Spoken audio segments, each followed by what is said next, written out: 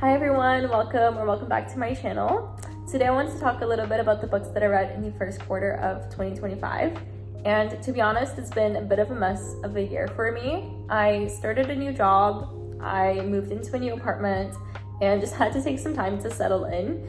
So that might have affected some of the ratings for these books, and just wanted to put that out there. So for this year, I've read a little bit of everything. I have some romance to talk about, some historical fiction, literary fiction, nonfiction, and a series as well.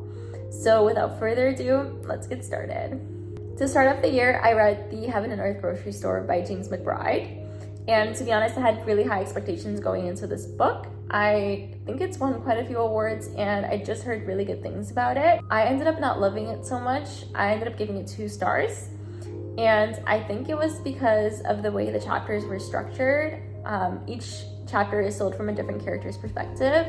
And that ended up getting really confusing for me. I don't know if it's just me, but I got pretty lost in the story.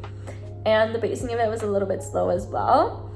So yeah, I didn't quite enjoy it that much.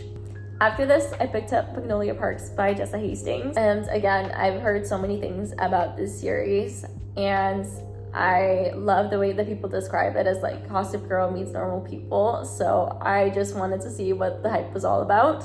I ended up loving the way this book is written, and although I didn't love being in the perspective of these 2 quite toxic people, it was also really interesting to see like how intertwined their lives were and how it seems like almost impossible for them to end up with anyone else. I did have 2 quotes that I highlighted that I just wanted to mention on here as well, just to show you kind of the writing style of these books.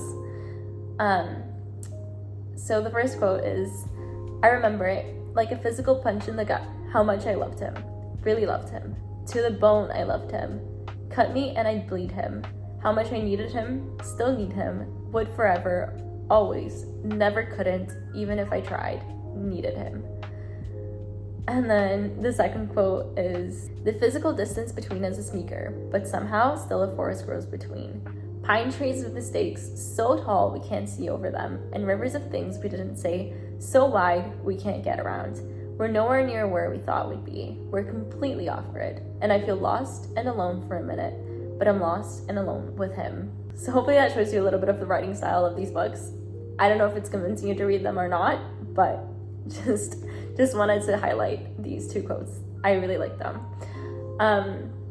So after this, I continued with the series, and I read Daisy Haites by Haites. Oh, I actually ended up giving both of those books 4 stars. So Daisy Haites is just like a continuation of the series, and it follows Daisy, who is kind of interconnected with Magnolia Parks in that like high society of London group. But it is a little bit different because Daisy Haites' brother Julian is kind of involved with the mafia, like he steals paintings or something. So it's a little bit more involved in that sense, but the writing is very similar and the premise is still like them trying to figure out their love life. Next, I picked up Just for the Summer by Abby Jimenez. And I didn't really have high expectations going into this one just because I had read the other 2 books in this series, and I honestly didn't really like them as much as other people did. I feel like the books were really hyped up in my head and they were just okay.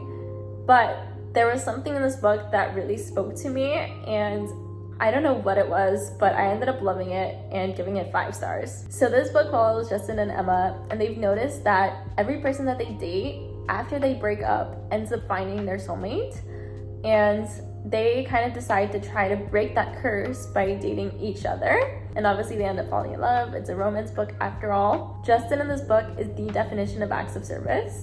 So if you're an acts of service girly, run, don't walk, and pick up this book because I loved it. There is a quote that I wanted to share that I really loved from this book. And it goes, "The love stories sold us the wrong thing. The best kind of love doesn't happen on moonlit walks and romantic vacations. It happens in between the folds of everyday life. It's not grand gestures that show how you feel. It's all the little secret things you do to make her life better that you never tell her about. Taking the end piece of the bread at breakfast so she can have the last middle piece for her sandwich when you pack her lunch. Making sure her car always has gas so she never has to stop at the pump. telling her you're not cold and to take your jacket when you're in fact very, very cold.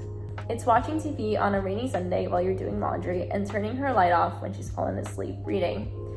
Sharing pizza crusts and laughing about something the kids did and taking care of each other when you're sick.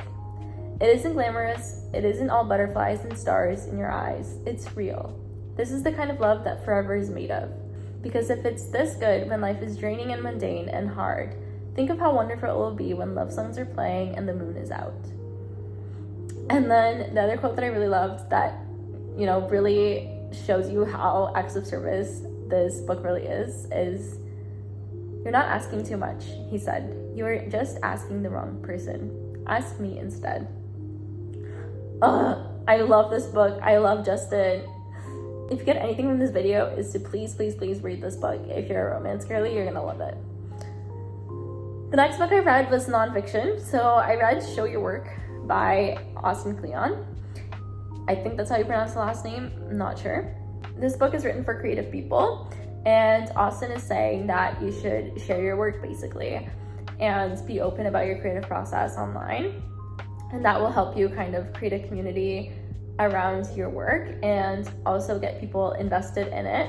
I ended up liking it. I gave it 3 stars. It had some nuggets of wisdom in it for sure. 2 of the quotes that I really liked are, "Make stuff you love and talk about stuff you love, and you'll attract people who love that kind of stuff. It's that simple." But now I realize that the only way to find your voice is to use it. It's hardwired, built into you. Talk about the things you love. Your voice will follow. I really like those 2 quotes, and if you're a creative and you've been thinking about sharing your work online, I would definitely recommend this read. The next book I read was also nonfiction, and it's called The Creative Act, A Way of Being by Rick Rubin. And I don't know what got into me that I just started reading books for creative people, but this one is more philosophical, I would say. This book is less of a traditional self-help how-to book, but it is sort of a meditative read, and it's a more of a philosophical approach to creativity. But yeah, I'd recommend it if you're wanting to read more about that topic, but didn't really make a huge impact in my life, to be honest. The next one, however, really did change my life.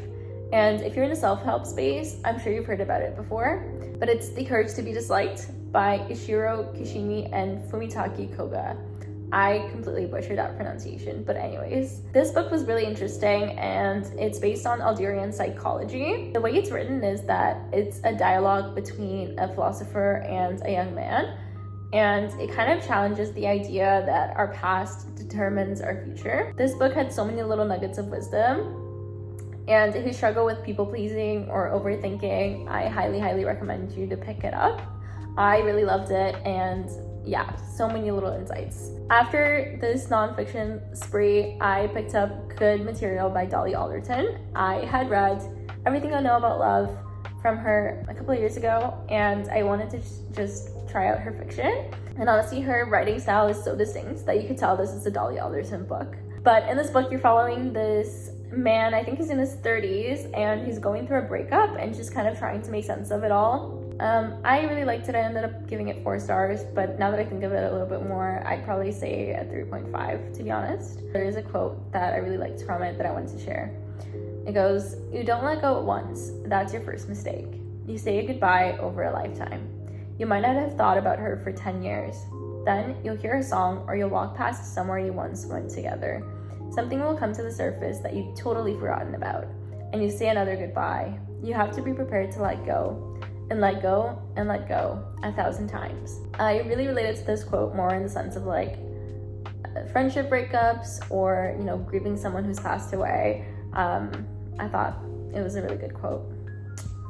Next, I continued on with the Magnolia Park series, and I read Magnolia Park's The Long Way Home by Jessica Hastings. I, again, ended up giving it 4 stars. This one, I'm not going to say too much about it because obviously it's a continuation of the first Magnolia Parks book, but it was a little bit more emotional than I expected, and it gives you some perspective as to why these two are toxic in their relationship. So I liked it a little bit more, I think, than the first book. Yeah, I think the first book I'd actually give it a 3.75 now that I think about it. And this one is definitely a 4, so it was a little bit better. These are some quotes that I really liked from this one. He laughs, and for some reason, it sounds like I'm ringing the doorbell of the home I grew up in. Like, that's such an interesting way to describe the sound of someone laughing. I loved it. And then, it's like the morning sun when you forget to close the curtain. It's my fault. I should have closed the curtain. I knew the sun was there. I knew the sun would eventually rise again. But I didn't close the curtain, and now this invasive, bright, shimmering light wakens me from the slumber I was using to avoid it. I still love him. Again, just the way she describes these feelings is so amazing. Next, I picked up The Nightingale by Kristen Hanna for a book club that I'm going to actually this weekend. And oh my god, like the hype around this book is insane, and it's insane for a reason. I love this book so much. So much. It was so beautiful, so powerful, so heart-wrenching. I cried like 2 or 3 times. If you haven't read it yet, honestly, please pick it up. It was such a good read. I thought it was going to take me forever to get through it, but I was flying through this book. Even though it is quite heavy in terms of like the themes it's discussing, it's just so gripping. Like, I couldn't put it down. And obviously I gave it 5 stars. So some of the quotes that I really love from this book are: she had read countless romantic novels in her life, and she had dreamed of love forever. Even so, she had never known that a plain old double mattress could become a world unto itself, an oasis.